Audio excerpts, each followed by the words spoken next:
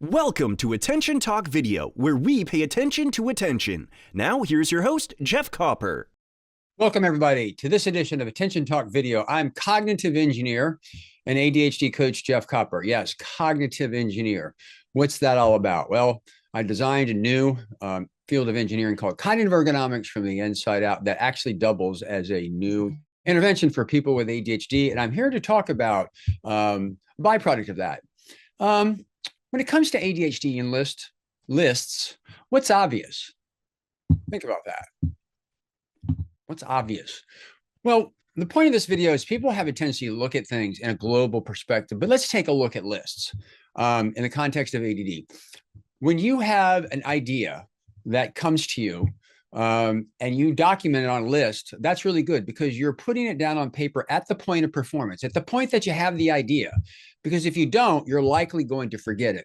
So that's a really good thing to do, right? So that's where lists are helpful. Lists are also helpful, like when I'm going to go camping, I've got a list of every piece of camping equipment in my house. When I have that list, I just cross off what I don't need.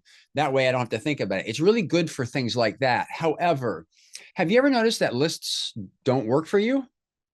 Why is that? Well, ADHD is actually an executive functioning impairment. Executive functions are a collection of mind tools that we use to solve problems, okay? So one of the problems that you have is when you've got ADHD and you've got lots of lists, how do you manage those? That requires you to use your executive functions. That's where the impairment is, right? So that would explain part of why it's difficult. Also, sometimes you have a list of reminders or just things to do, like my packing list. I don't have to think about it, just looking at it. But other times you'll make a list of things that you want to do, projects, things that you want to accomplish. Writing down what you want to do is a goal. It's a statement. The issue with ADHD is not writing down what you want to do or planning what you want to do. It's actually executing what you want to do. And the thing about executing to get to goals, there's problems all along the way where you've got to find something, you've got to figure something out, you've got to make a decision. Notice find, figure, and decision. Those are characteristics of problems. They're all multifaceted and ambiguous. Executive functions are what you use to remove the ambiguity when you're doing it in mind, like planning, making decisions, and scheduling time. So the point really is lists are very helpful to get things out of your head. Lists are very helpful when you've got like rote things to do, like this is what I need to get at the store, etc. Lists can be more problematic though when you're having to manage all your lists, or if your lists are just a statement of goals. That's where they really kind of break down. So understand that I'm trying to break this into sections so we understand why they work and when they work. When they don't work is when you've got to execute on these goals because the impairment is in mind. So people want tips, tricks, and strategies to do this. Well, they're always asking me for that. And I always sit there and say, you know, the shovel doesn't actually do the digging for you.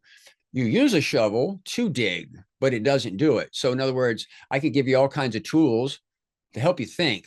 But if you think they're going to do it for you, it's not. So one of the things that I found is a lot of accommodations for ADHD are intangible, largely in the way of externalizing or collaborating with people. So it's very helpful sometimes if you sit down with a list and you collaborate with somebody in order to get it done. So what's the purpose of this video? What's obvious about lists is obviously they're very helpful for people with ADHD to write things down that they'll forget. And they're very obvious if it's just a simple list. What's also obvious is you got to manage those lists, which require executive function, and you got to execute things on those lists, which are executive functions. So lists are not a be-all, end-all, per se. Now, they can be helpful in the process if you're collaborating. Anyway, just really want to bring awareness to that so you can begin to understand what works and why it doesn't. Again, this is all coming from the context of cognitive engineering, which is an engineering approach to ADHD that I've developed. If you want to learn more about that, go to cognitive-ergonomics.com. If you're new to our video, hit the subscribe button. If you're an existing follower, please share your comments. With that, we hope you've enjoyed this edition of Attention Talk Video. Take care.